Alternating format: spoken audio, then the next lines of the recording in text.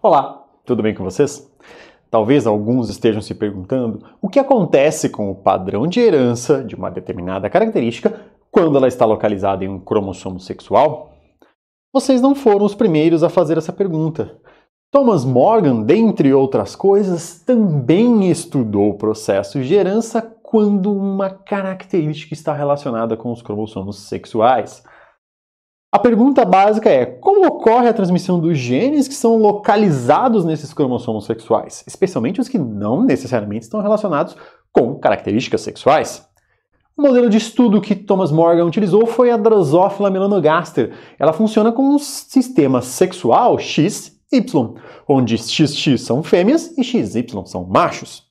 E em 1909, Morgan descobriu que o gene associado com a cor dos olhos em Drosophila estava associado de alguma maneira com o sexo. Nós podemos perceber aqui que temos olhos de coloração branca ou então olhos de coloração vermelha aqui nessas moscas da fruta. Mas como que isso foi observado e quais são as consequências de estar relacionado com um cromossomo sexual para o padrão de uma herança? Vamos descobrir? A ideia dos experimentos de Morgan foi muito similar em determinado contexto com os experimentos realizados por Mendel. A ideia sempre era cruzar parentais puros que apresentassem apenas uma característica em sua prole e avaliar as proporções. Então, sabendo agora já o que ocorre no padrão de herança, nós podemos observar os cruzamentos deles já associando com a informação de localização dos cromossomos sexuais. Então, vamos dar um exemplo aqui. Morgan cruzou fêmeas de olhos vermelhos com machos de olhos brancos. O que nós observamos é que essas fêmeas de olhos vermelhos, que apresentam duas cópias do cromossomo X, elas aqui no caso eram W+, W-. Ou seja, elas carregavam o alelo W+, que gerava o olho de coloração vermelha. E elas eram puras para o mesmo, ou seja, nos seus dois cromossomos X, elas tinham W+. Já esses machos de olhos brancos, eles eram W, Y, onde no W você tinha a indicação para a coloração branca e o cromossomo Y não apresenta uma região relacionada, não apresenta uma região homóloga que contenha esse locus W. Assim sendo, ao realizar o cruzamento dessas duas linhagens parentais que produzem como gametas a fêmea apenas o cromossomo X, W+, e o macho, o cromossomo X, W, ou o cromossomo Y, que não traz nenhuma informação, a nossa geração F1 pode ser definida aqui nesse nosso quadrado aqui de Punnett. Aqui na parte de cima nós temos os gametas produzidos pelo nosso macho, ou seja, ele vai produzir metade dos gametas do tipo cromossomo X com um W e metade deles cromossomo Y, que não contém a região W. Se nós olharmos a nossa fêmea aqui deste outro lado, ela vai produzir apenas, ou seja, 100% dos seus gametas contendo o cromossomo X e o alelo W+. Assim sendo, aqui eu combino um cromossomo X com um cromossomo X. Logo, eu tenho uma fêmea. E esta fêmea, ela recebeu um alelo W+, e um alelo W. Dado que os olhos dela são vermelhos, nós já sabemos que o alelo W+ é dominante sobre o alelo W. Assim sendo, nós temos que observar que ela é uma fêmea heterozigota e que essa fêmea heterozigota tem a coloração de olhos vermelhos. A outra possibilidade com o restante dos gametas do macho é a adição de um alelo W+, oriundo aqui do nosso cromossomo X que veio da fêmea, com um Y aqui do macho, que não apresenta nenhuma característica, porque ele não contém o locus para o gene W. Assim sendo, nós teremos um macho aqui W+, cromossomo Y, por ser XY ele é macho, e por ser W+, ele tem olhos vermelhos. Em um primeiro momento, se nós não soubéssemos aqui dessa parte de baixo, não soubéssemos da questão sexual aqui, diríamos simplesmente que é uma característica autossômica recessiva, onde o olho vermelho domina sobre o olho branco. Mas quando nós vamos olhar para a geração F2, nós começamos a ter outros pontos interessantes. E na própria geração F1, nós temos já o grande elemento que vai nos auxiliar nesse processo. Ao cruzarmos esses animais aqui da geração F1, e obtermos a nossa geração F2, nós precisamos pensar nos gametas que são produzidos. A nossa fêmea aqui da geração F1, ela é capaz de produzir um cromossomo X com W+, ou um cromossomo X apenas com W. Já o macho ele vai produzir o cromossomo Y aqui indicado, ou um cromossomo X W+. Nós devemos fazer esse quadrado de Punnett agora um pouquinho mais complexo, onde eu vou ter aqui na nossa fêmea a opção de cedermos um cromossomo X W+, ou um cromossomo X apenas W. Já o macho ele vai poder produzir um cromossomo X W+, ou apenas um cromossomo Y. Assim sendo, nós devemos pensar primeiro na proporção sexual. Se aqui eu tenho um cromossomo X e aqui eu tenho um cromossomo X, nessa nossa primeira coluna com primeira linha eu terei uma fêmea. Aqui embaixo eu vou pegar um cromossomo X aqui de cima com um cromossomo X aqui de baixo. Logo, eu tenho uma fêmea aqui também. Quando eu passo para a segunda coluna, eu vou combinar sempre um cromossomo X oriundo da fêmea com um cromossomo Y oriundo do macho. Assim sendo, tanto este quadradinho quanto este estão representando um macho nessa posição. Logo, nós temos o padrão esperado, 50% de fêmeas, 50% de machos. Até então, nada de novo. Quando nós continuamos a observar agora as proporções e a relação com o sexo das mesmas, vamos observar que fato interessante que começa a surgir. Aqui eu tenho W+, com W+. Então eu tenho uma fêmea, como já vimos anteriormente, de olhos vermelhos, homozigota para W+, homozigota dominante. Aqui embaixo eu tenho W+, com W. Logo eu tenho uma fêmea que apresenta olhos vermelhos por ser W+, W. Logo, ela vai representar a característica dominante quando na presença dos dois alelos, e a característica dominante é W+. Logo, 100% das minhas fêmeas são de olhos vermelhos. Quando eu vou olhar para os machos, o que acontece? Este macho aqui de cima, podemos perceber que ele tem um cromossomo XW+, como indicado aqui, com um cromossomo Y. O cromossomo Y não traz informação nenhuma acerca do locus W, logo ele vai ser W+, nenhuma informação, e ele vai ter olhos vermelhos. O ponto mais interessante fica restrito a este macho aqui de baixo. Ele recebe o cromossomo Y, por isso ele é macho, e ele recebe esse cromossomo X com o W apenas. Não há outro alelo aqui que vai dominar sobre W. Logo, ele vai expressar a característica que esse alelo sozinho aqui está indicando, assim como nesta situação inicial. Logo, ele apresentará olhos brancos. Assim sendo, o nosso padrão de herança, se nós olharmos aqui rapidamente para esse quadro de Punnett sem nos atentarmos para os cromossomos sexuais, ele está indicando aqui 3:1. Mas a distribuição entre os sexos é diferente. Eu tenho 100% das fêmeas com olhos vermelhos e 50% dos machos com olhos vermelhos, sendo que 50% dos machos apresentam olhos brancos. Logo, a proporção vermelho-branco é de 3:1, que nem Mendel tinha observado com as ervilhas. Entretanto, agora eu tenho a questão sexual ali envolvida e, consequentemente, eu tenho 100% de um sexo com uma característica e 50% do outro sexo, do sexo heterogamético, com outra característica. Assim, quando olhamos a nossa geração F2 aqui, podemos observar que a proporção fenotípica atingida é de um macho de olho vermelho para um macho de olho branco para duas fêmeas de olhos vermelhos. E a proporção genotípica vai ser um XW mais Y para um XW Y para um XW mais XW mais para um XW mais XW. Então, a nossa proporção genotípica agora tem que levar em consideração os cromossomos sexuais. E se o processo fosse ao contrário? Ao invés de nós cruzarmos um macho de olhos brancos, vamos pegar agora uma fêmea de olhos brancos. A fêmea de olhos brancos, ela terá dois cromossomos X, W e W, enquanto que o macho vai apresentar um único cromossomo X, W+. Ao realizarmos o nosso cruzamento e observarmos a geração F1, precisamos nos atentar aos gametas que são produzidos. A fêmea produz apenas gametas com cromossomo X, W, enquanto que o macho produz apenas gametas W+, ou o seu cromossomo Y, que não tem o locus W. Olhando aqui na nossa geração F1, nós já teremos uma grande diferença, percebam. Aqui nesse cenário eu sempre venho com o cromossomo XW da minha fêmea. Olhando para a herança que vem do macho, caso eu receba o cromossomo Y do meu macho, eu vou juntar ele com o cromossomo XW aqui da fêmea. Logo, o macho terá olhos brancos.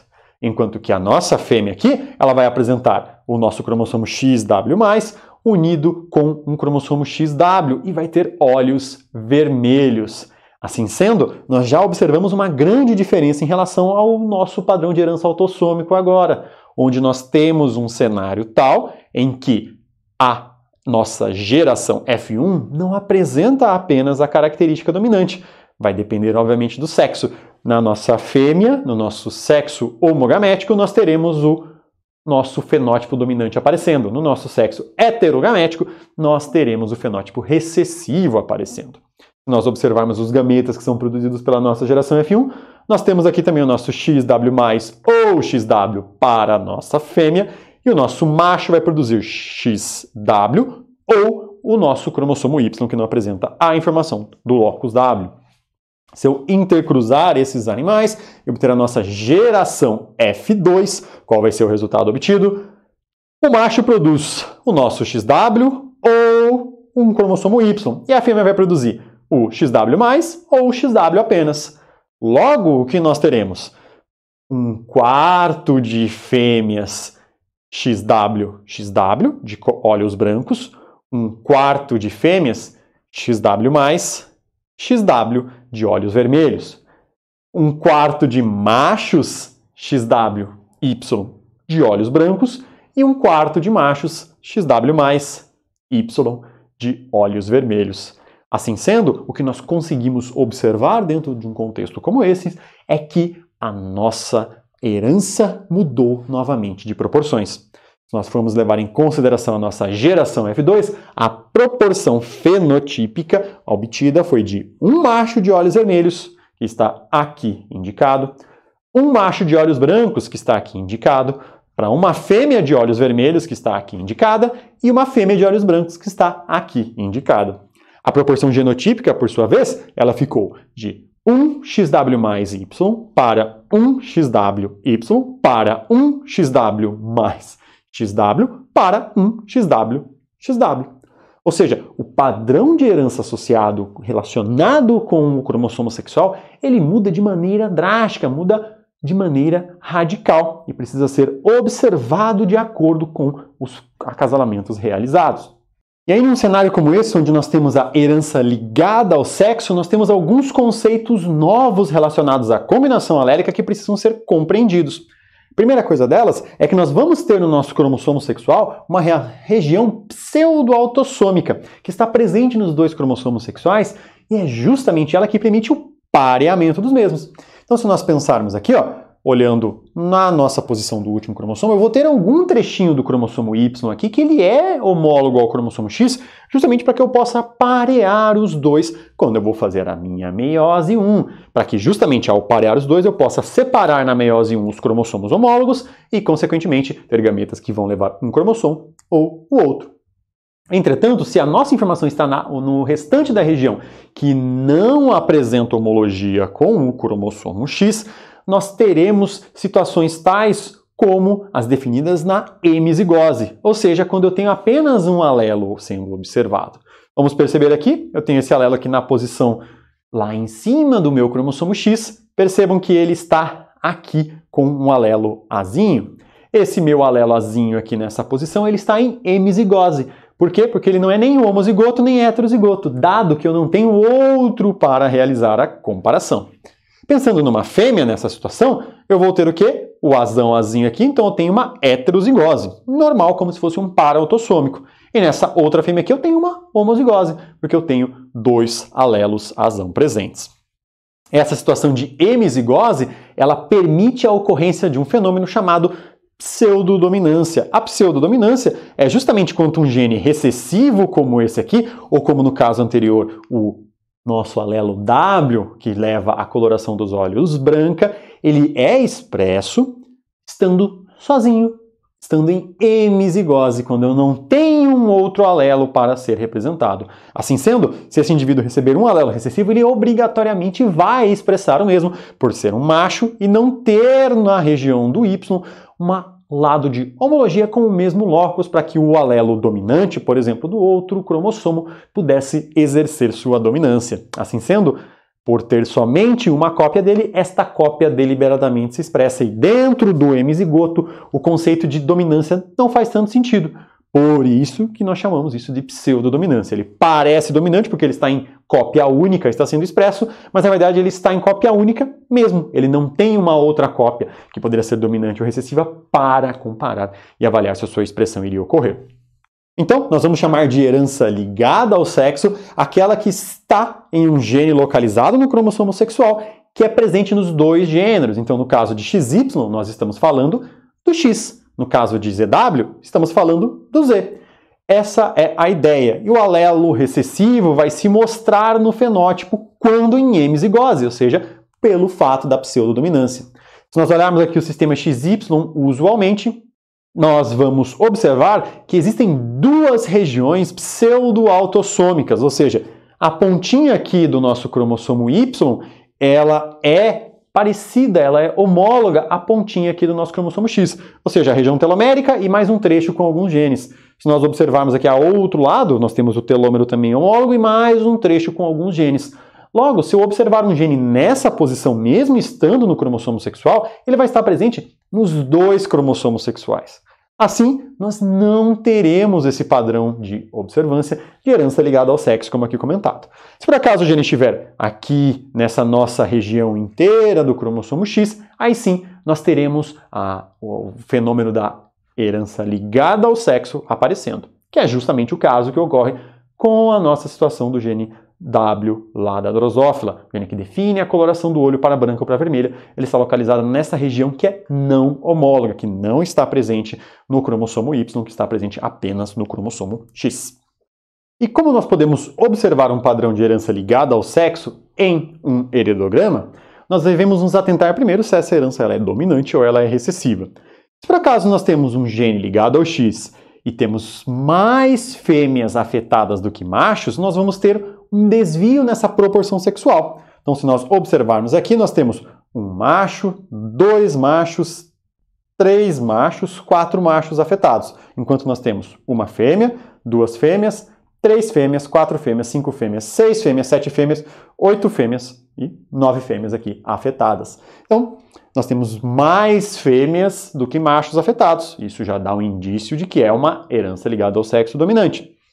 Machos afetados serão sempre gerados por filhas. Já machos afetados sempre vão gerar apenas filhas afetadas. Então, por exemplo, aqui nesse nosso caso, nós temos um macho afetado que ele tem apenas filhas afetadas. Nós observarmos, este é o único evento aqui, junto com esse, onde nós temos também macho afetado, que gera apenas filhas afetadas. Inclusive, este é a única garantia que vai nos mostrar com toda certeza, quando nós só temos esses machos afetados produzindo filhas afetadas, que isso difere de uma herança autossômica dominante. As fêmeas heterozigotas afetadas passam a condição para metade dos seus filhos e filhas. Se for ligado ao Z, vai ser justamente ao contrário do que nós demonstramos aqui. E nós vamos ter o quê? A observação disso em todas as gerações de pais afetados. Se for uma herança ligada ao sexo recessivo, o que nós vamos observar é que muito mais machos do que fêmeas serão afetados. Nós podemos observar aqui, eu só tenho 2 machos afetados nesse meu heredograma. Qual é a ideia disso? Porque você tem o fenômeno da hemizigose ali aparecendo. Observado que também teremos o pulo de gerações por ser uma herança recessiva, como aqui indicado. Assim sendo, eu posso ter, por exemplo, a mesma, estando aqui nessa nossa fêmea, que ela com certeza ela é portadora da característica, porque este macho que está aqui, com certeza passou um alelo para ela, que vai indicar que porta essa nossa característica. Todas as filhas desse nosso macho afetado, elas serão obrigatoriamente portadoras desse alelo. E na geração seguinte, a tendência é que metade dos seus filhos machos, pelo menos, contenham a característica, expressem o fenótipo. E nunca um filho macho de um macho afetado vai apresentar esse nosso fenótipo e muito menos conseguirá transmitir adiante, porque o macho filho de um macho afetado obrigatoriamente recebeu o Y e, consequentemente, ele não recebeu o X que apresentaria a característica. Características como essas, como as ligadas ao sexo, elas são extremamente importantes em alguns cenários específicos, como por exemplo, sexagem de aves. Não necessariamente é trivial fazer a sexagem pela cloaca, propriamente dita, o que demanda de muita experiência.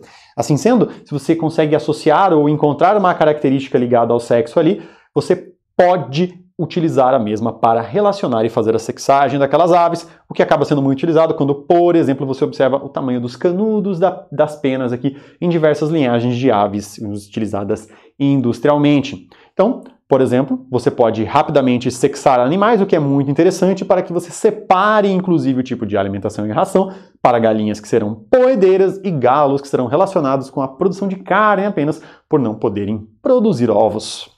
Se eu observar a cor da plumagem em galinhas que seguem um padrão ZW, se eu tiver uma galinha do tipo carijó, ela vai ser uma galinha ZBzão W. E o macho cinza, ele vai ser ZBzinho, ZBzinho. Porque lembremos que aqui o sexo homogamético agora é o macho. E o Bzinho aqui indica que a coloração cinza ela é recessiva frente ao Bzão ali. Na nossa geração F1, o que nós vamos ter? Vamos ter uma fêmea cinza, ZBzinho W, com machos carijó, ZBzão, Bzinho.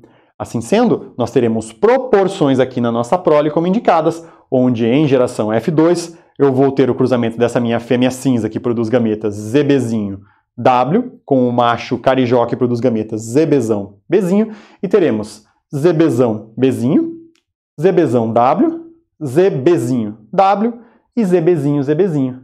Esse ZBzinho, ZBzinho aqui justamente que vai ser o nosso macho cinza produzido aqui nessa nossa geração. E aqui o ZBzinho W será a nossa fêmea cinza produzida nessa geração. Outro padrão de herança muito famoso ligado ao sexo e recessivo é o daltonismo, que confunde as cores. O teste de Ishihara, que está aqui nessa tabela, ele pode ser utilizado para detectar e diagnosticar. Então, se por acaso você não enxerga os números que estão indicados em cada um desses balões dentro dos mesmos, significa que você está confundindo algum padrão de cores e apresenta algum grau de daltonismo. Por ser uma herança localizada no cromossomo X, ela é ligada ao sexo e apresenta nos machos uma relação de pseudodominância. Ou seja, você vai ter uma grande proporção ali de machos afetados em relação a fêmeas afetadas.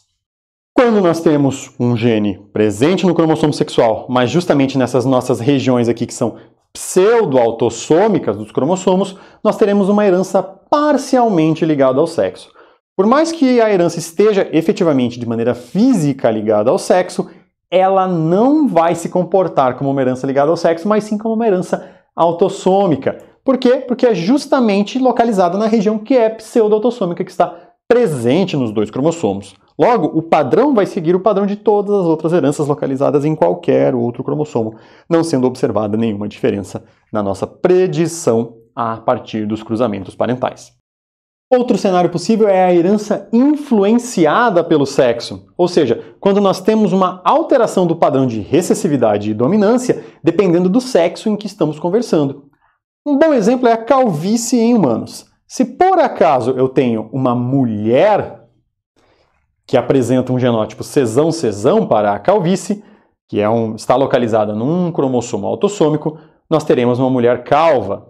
Se por acaso essa nossa mulher tiver um genótipo Czão, ela não será calva, e se ela tiver um genótipo Czinho, ela também não será calva. Então, para mulheres, o alelo Czinho é o dominante.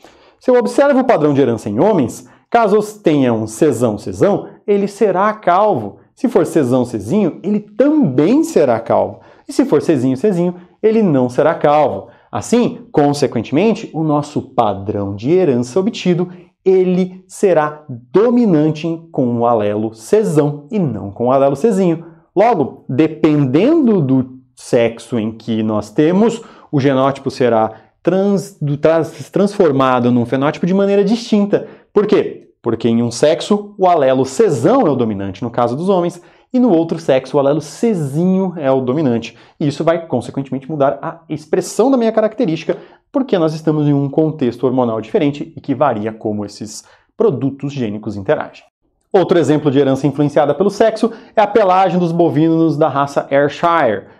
É um gene que ele é autossômico e tem dois alelos, o alelo M1 e o alelo M2. O alelo M1 ele leva a manchas acaju, enquanto que o alelo M2, o acaju aqui embaixo, enquanto que o alelo M2 leva a manchas vermelhas, como aqui identificadas.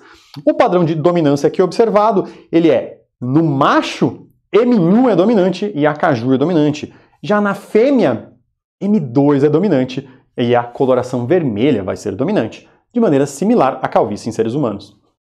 Assim sendo, se eu comparo aqui dois genótipos M1 e M1, por exemplo, machos serão acajus com branco e fêmeas serão acaju com branco. Por acaso eu tiver um genótipo M1, M2, eu terei machos acaju com branco e fêmeas vermelho com branco. E no genótipo M2, M2, eu terei em ambos os casos vermelho com branco. Percebam que a herança influenciada pelo sexo ela só vai variar no nosso indivíduo que for heterozigoto, onde machos e fêmeas apresentarão fenótipos distintos mesmo com o mesmo genótipo.